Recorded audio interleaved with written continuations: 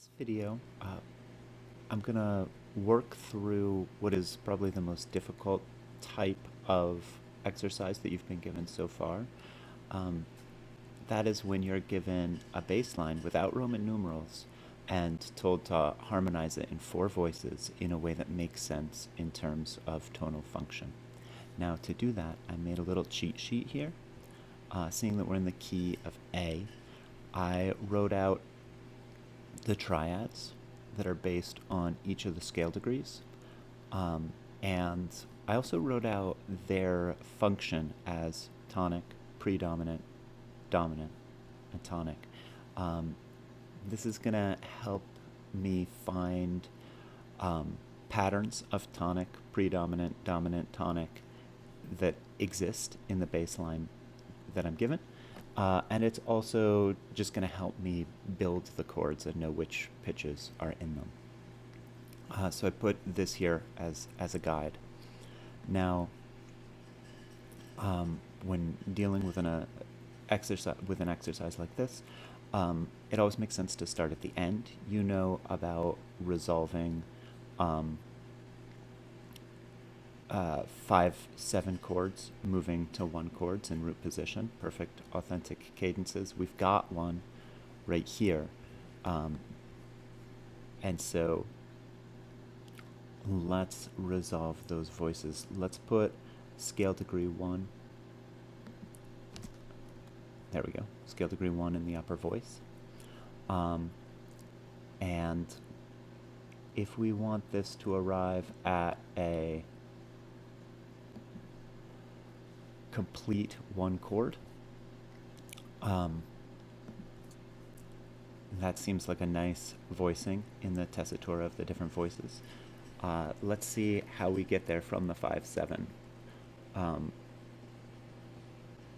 We know that ideally this scale degree 1 is going to be approached by scale degree 7. That this is going to be an incomplete 5/7 chord with a common tone, scale degree 5. The root will be doubled, and the 7th of the chord will resolve down to scale degree 3. That's discussed more in the video on resolving root position 5/7 chords to 1 chords. So now we have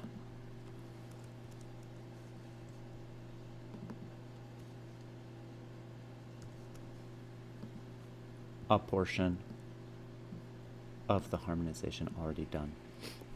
This chord that precedes the 5/7 chord has scale degree 4 in the bass. That D is scale degree 4, right? A, B, C sharp, D, scale degree 4 in the bass. A number of our predominant chords have scale degree 4, and since this is moving into a dominant, it would make sense to put a predominant chord there. So let's choose one. We could go with this 4 chord. It has a D, an F sharp, and an A in it.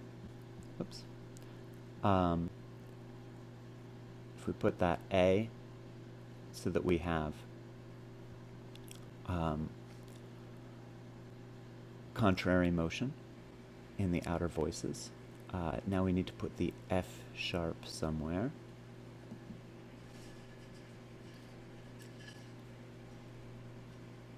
And then we could double the D, and we have a common tone. If we continue moving back, we now have a scale degree 3 in the bass. Now, in general, you're going to use lots of tonics and dominants in the exercises that you're doing in this class. So, in general, if you see scale degree 1 or scale degree 3, it's likely that that is going to be a tonic. So if we make this a tonic, then go to the outer voice and think about the other pitches that you have in your tonic chord. We're given scale degree 3, the C sharp. So the other pitches that we have are the A and the E. Moving by step or common tone as much as possible is gonna make your harmonizations a lot smoother. So let's keep that common tone A in the soprano voice. And then, do we run into any trouble? Yeah, we do run into trouble if we do that, don't we? Now we've got parallel octaves moving from the C sharp to the D and the C sharp to the D. We doubled the leading tone and it was bad. If we go with this solution, let's see how that affects the voice leading that precedes it. We've written a tonic chord here. And so when we go back and we look at the preceding note in the bass, it's a scale degree 4, but it's moving into a tonic. So while I would normally think of a scale degree 4 as being part of a predominant chord, like a 2 or a 4 chord, in this case, because it is moving into a tonic chord, let's try to write a dominant chord over this scale degree 4. Scale degree 4 is the 7th of the 5-7 chord. So if this were a dominant, it would be a 5-7 chord in third inversion, or a 5-4-2. So the other pitches that we would need here are the E, the G sharp, and the B. If we put the G sharp there, then we've got the leading tone moving up to a tonic. That would be good. We've already got the 7th of the chord moving down by step. So we're in pretty good shape. We can't double the leading tone, so let's put scale degree 2 there, scale degree 2 moving down to scale degree 1. And then, then that allows us to maintain this common tone, the scale degree 5.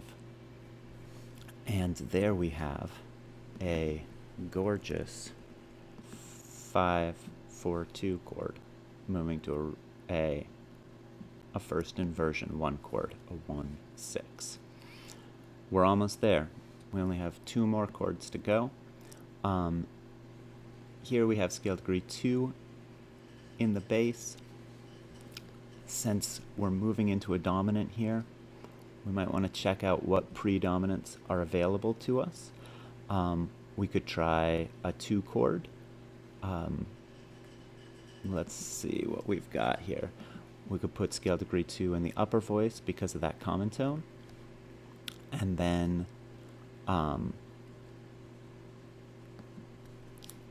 we could either put the 5th of the chord down here or up here.